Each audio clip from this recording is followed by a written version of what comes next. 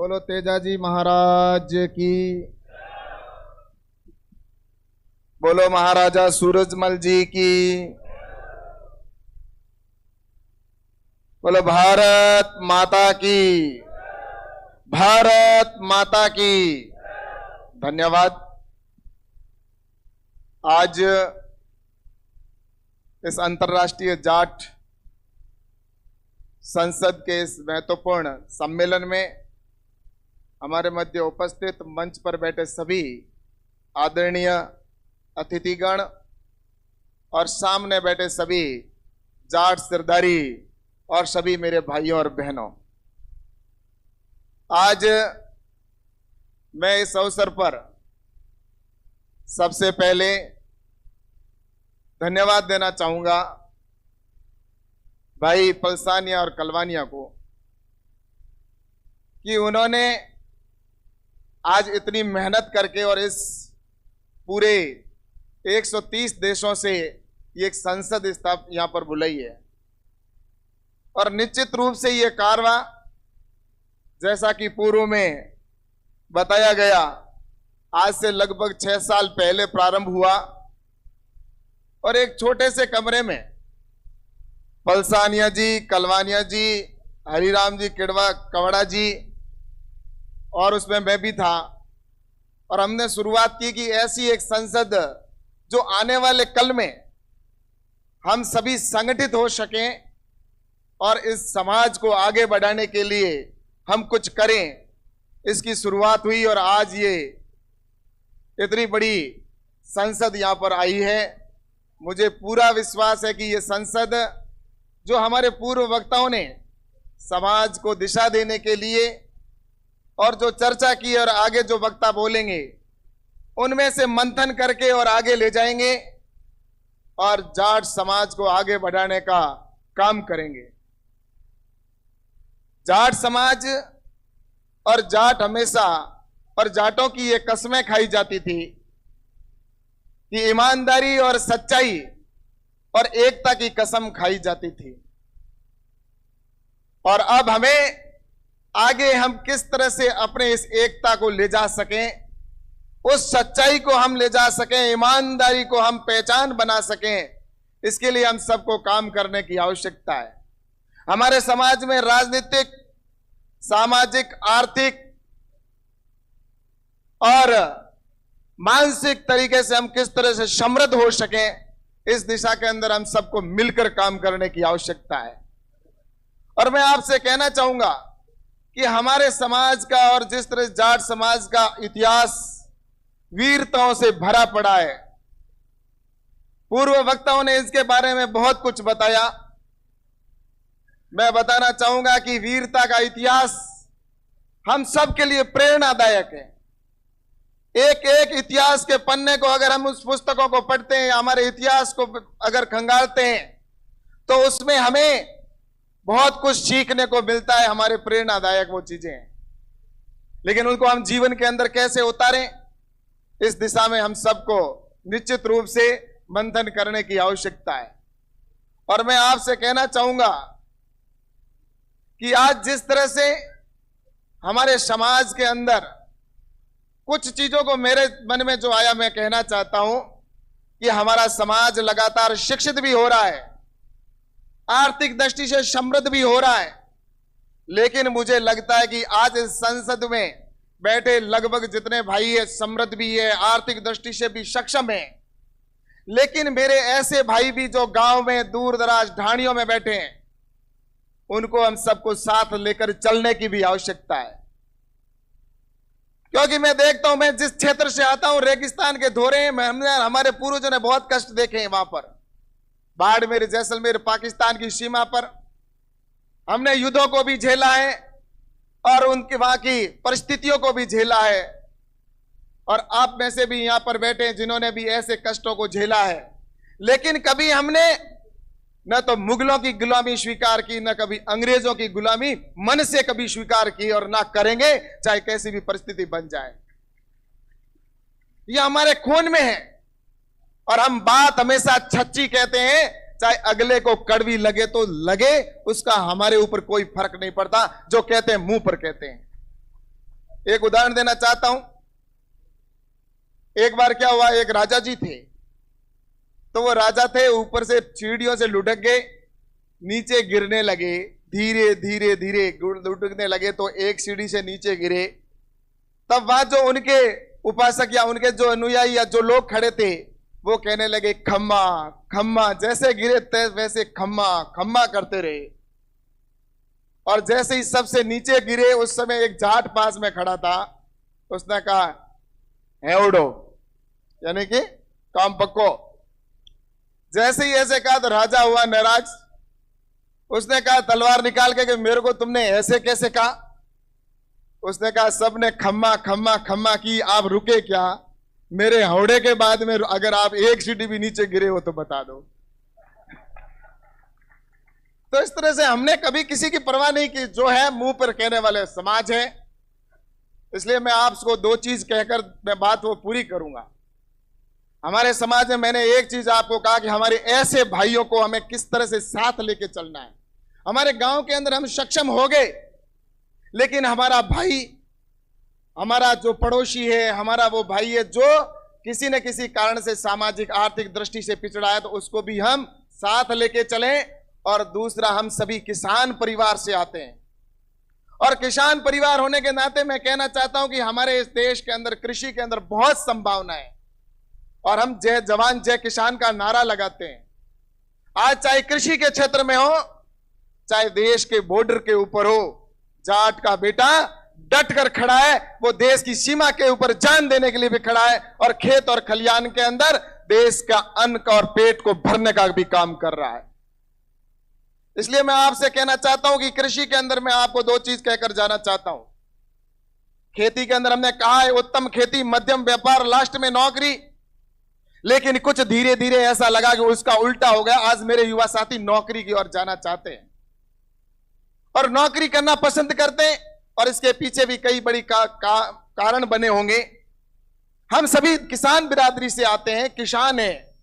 और किसान का अगर जहन में कभी नाम आता है तो किसान की बात आती है तो वो सोचता है कि किसान है तो गरीब ही होगा। क्योंकि किसी कहानी में भी अगर लिखा गया तो ये लिखा गया एक गांव में एक गरीब किसान रहता था। कभी ये नहीं लिखा गया कि एक गांव में एक धनाढ्य किसान रहता था या एक जमींदार रहता था। अगर किसी सेठ के बारे में कहानी में लिखा गया तो एक गांव में एक धनाढ्य सेठ रहता था। उसके घर पर कोई दाने खाने के भी नहीं है, लेकिन फिर भी वो सेठ है। इस तरह से इस समाज के अंदर जिस तरह से कहानियों के अंदर भी इन पन्नों पर लिखा गया और कभी मीडिया के अंदर और अन्य जगह पर भी देखा गया, तो कभी जाट का चेहरा अगर आया, अगर कहीं पर भी अगर अखबार के अंदर फोटो को भी देखा तो उसके अंदर भी फटे हाल किसान के कपड़े पहने हुए, हाथ में लकड़ी हुई और ऊपर हाथ खड़ा करके बैठा हुआ और उसके हाल को दिखाया गया। और इस पे ऊपर लिखा गया नीचे एक पंक्ति कि किसान भगवान भरोसे। इस पंक्ति को जब मेरे देश के युवाओं ने और किसान के बेटे ने देखा, तब उसने मन में सोचा कि अगर मैंने भी खेती की तो भविष्य में इस किसान की तरह मेरी भी दुर्गति होगी।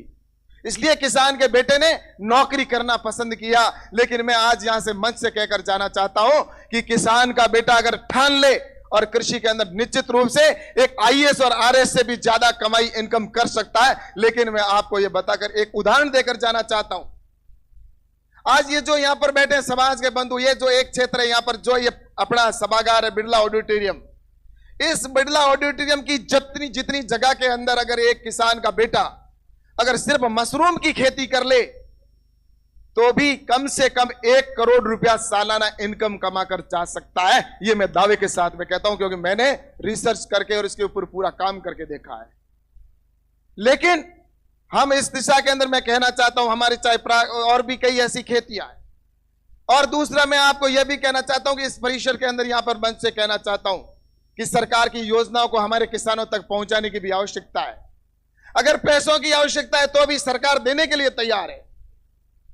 आपके अगर किसानों को जिस तरह से इंफ्रास्ट्रक्चर की आवश्यकता है, ये हॉल जैसा मैंने कहा, तो उसके लिए 2 करोड़ रुपए देने का प्रावधान है। 2 करोड़ रुपए किसान प्रत्येक यहां पर जितने भी युवा साथी बैठे, मैं दावे के साथ में आपको एक भारत सरकार का मंत्री होने के नाते आपको कहकर जा रहा हूं, कोई भी अगर युवा साथी आए और कृषि के अंदर एग्रीकल्चर इंफ्रास्ट्रक्चर फंड के अंदर 2 करोड़ रुपए का अगर वो प्रोजेक्ट सबमिट करेगा तो ये किसान का बेटा वह आपके साथ में खड़ा होकर आपके सैंक्शन उसको प्रोजेक्ट को सैंक्शन करवाएगा। लेकिन करना हमें पड़ेगा। हमारे आने वाले, इसके लिए मैं आपको कहना चाहता हूं, क्योंकि योजना थोड़ी आज इतनी सरदारी बैठे तो मैं बताना भी चाहता हूं, कुछ चीजें आपको जानकारी में नहीं होगी। 2 करोड़ के अंदर 3% ब्याज की छूट है और किसी प्रकार का मॉर्गेज जमा नहीं कराना है, कोई कोलेटरल आपको जमा नहीं करवाना है, कोई कागज जमीन का गिरवी नहीं रखना है। बिना गिरवी के आपको 2 करोड़ रुपए तक देने का प्रावधान है और इसको 7 साल के अंदर हमें वापस लौटाना है। इस तरह की योजनाओं को भी हमें ले जाकर नीचे अपने किसानों के लिए मैं कहना चाहता हूं, आप तो सक्षम है, लेकिन मैं आपसे आग्रह करना चाहता हूं, ऐसे मेरे भाई जो गांव में बैठे हैं उनके लिए हम वहां जाकर एक उदाहरण बने कि ये खेती हमने इस तरीके से की है और ये तरीका करेंगे तो मैं दावे के साथ में कहता हूं कि जो लोग पलायन करके भी गए वो वापस अपनी मातृभूमि के ऊपर आएंगे और निश्चित रूप से उत्तम खेती होगी और कृषि हमेशा जिंदा रहेगी और कृषि के अंदर हम सभी किसानों को इस बात का गर्व होगा। इसलिए आपसे एक बात और कहना चाहता हूं कि मेरे युवा साथी भी यहां पर बैठे हैं, हमें कृषि के अंदर भी आगे बढ़ना है, लेकिन शिक्षा के साथ साथ हमारे कुछ युवा साथी आज नशे की ओर भी जा रहे हैं। दुख होता है जब भी ऐसे युवाओं को मैं देखता हूं, जब वो एक सरस और अजीज जैसे नशा करते हैं। पता नहीं उनके माँ बाप ने क्या अपेक्षा करते हैं वो कि मेरा बेटा आगे कुछ शिक्षा के लिए गया है, लेकिन वो शहरों के अंदर आकर गलत लत के अंदर पड़ जाता है, उससे वो कमजोर होता जा रहा है। और उसकी कमजोरी का लिए मैं आपसे कहना चाहता हूं यहां पर मंच पर खड़ा होकर, अगर इसी तरह से हम कमजोर होते गए तो आने वाले समय के अंदर हमारे समाज को कौन बचाएगा, हमारे देश को कौन बचाएगा। इसलिए वर्तमान की परिस्थितियों को हमें समझते हुए कहने की आवश्यकता है, वरना इस नशे की वजह से हम इतने कमजोर हो गए। आज हम 5-6 फीट की हमारी हाइट रहेगी। जिस समय महाराजा सूरजमल जी का शासन था उस समय उनकी सेना के अंदर कितने सैनिक थे? 10,000 सैनिक थे और सभी योद्धा थे यहाँ के, आज वंशज यहाँ पर बैठे हैं और वो इतने शक्तिशाली थे, इतने बलिष्ठ थे, उनकी 8-8 फीट हाइट हुआ करती थी और इतने 10,000 सैनिक ऐसे बलिष्ठ थे, बाकी का पूरा राज्य उनका साथ खड़ा रहता था। लेकिन वो 10,000 सैनिक भी मुगलों की 1 लाख सैनिकों के ऊपर भी भारी पड़ते थे और उनको वहां से भगाने का काम भी करते थे। और वहां से आपको पता है कि लोहागढ़ जिस तरह से उन्होंने वहां से अपने कुछ किले का दरवाजे को भी तोड़कर लाकर यहां रखने का काम किया। इसलिए हमारे वीर पुरुषों का इतिहास के ऊपर हमें हमें समझने की आवश्यकता है, हमारे सभी समाज को साथ में लेकर और नशे से दूर रहने की आवश्यकता है। इस पर जरूर मुझे लगता है कि हम सभी समाज के बंधु यहाँ पर मंथन करेंगे, विचार करेंगे तो निश्चित रूप से वो दिन दूर नहीं जिस दिन हम समाज के लोग राजनीतिक दृष्टि से भी निश्चित रूप से हम और आगे बढ़ पाएंगे और बढ़ेंगे और सामाजिक और आर्थिक दृष्टि से भी हम सब समृद्ध होंगे। इसी उम्मीद के साथ मैं यही कहूंगा, हम सब मिले और ये जो एकता का आज हमने यहाँ पर दिखाया है ये कारवां और बढ़े और आने वाले समय में संसद जो आज यहाँ पर है ये संसद ऐसी अलग अलग स्थानों पर हम सभी करते जाएं और इकट्ठे होकर अपनी एकता का परिचय देते हुए समाज को आगे बढ़ाने की हम संकल्प लें। ऐसी बात करते हुए मैं अपनी बात को समाप्त करता हूं। आप सबको बहुत बहुत यहाँ पर उपस्थित हुए सबका मैं स्वागत भी करता हूं और मैं विशेष मेरे भाई दोनों छोटे भाई कलवानिया और पस्तानिया को उस समय जो यात्रा प्रारंभ तो की, लेकिन इस काम को जो ताकत के साथ में और समय देकर अपने जीवन का अमूल्य समय देकर जो इन्होंने काम किया है इसके लिए मैं इनको बहुत बहुत धन्यवाद देता हूं। और मैं आपको यह भी कहना चाहता हूं कि दान कई तरह के होते हैं, जिसके पास में पैसा होता है वो पैसे का दान करता है, किसी के पास में रक्त दान होता है तो रक्त दान भी करते हैं, कुछ लोग आंखों का दान भी करते हैं। लेकिन मैं कहना चाहता हूं सबसे बड़ा अगर कोई दान है तो वो है समय दान, जो इन्होंने अपने जीवन का अमूल्य समय है वो समाज को समर्पित कर दिया है। जो इनके जीवन में समय चला गया, ऐसा समय जो समाज को दे रहे हैं वो कभी इनके वापस नहीं आएगा। समय गया, जिंदगी के दिन फिक्स होते हैं। इसलिए मैं कहना चाहता हूं कि जो समाज के अंदर जितने भी भाई, चाहे यहाँ पर हमारे कलवानिया है, पसानिया है, हरिराम जी कवेड़ा है और इनके साथ में जितने लगे हुए और विभिन्न पूरे देश और विदेश से आए हुए हर जगह पर जितने भी अपने समाज के बंधु इस तरह से समय देकर अपने समाज की एकता के लिए प्रयास कर रहे हैं, उन सभी बंधुओं को मैं अपनी शुभकामना देते हुए बहुत बहुत धन्यवाद देते हुए अपनी बात को समाप्त करता हूं। बहुत बहुत धन्यवाद। जय जाट, जय एकता। बहुत बहुत धन्यवाद भाई साहब। हमारे बीच भिवानी हरियाणा से अजीत गणगर सिंह, जाट आंदोलन के युवा नेता पारस गणगर जी, घनाना किसान आंदोलन के युवा नेता हरदीप पंगाल, तोसा